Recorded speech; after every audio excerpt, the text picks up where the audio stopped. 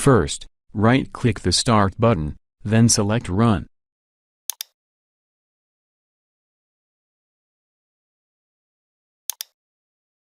Type in gpedit.msc, and press OK.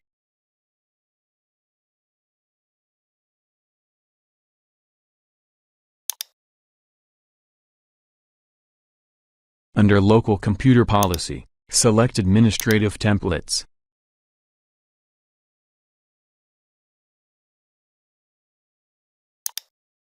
Double-click Windows Components, then Windows Defender Antivirus.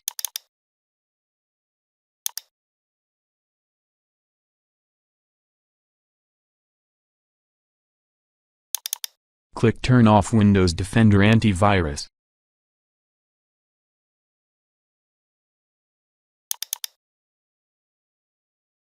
Select Enable, then click OK.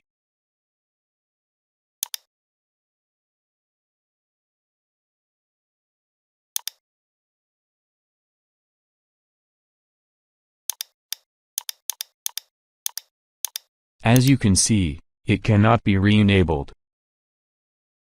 All done. Please subscribe.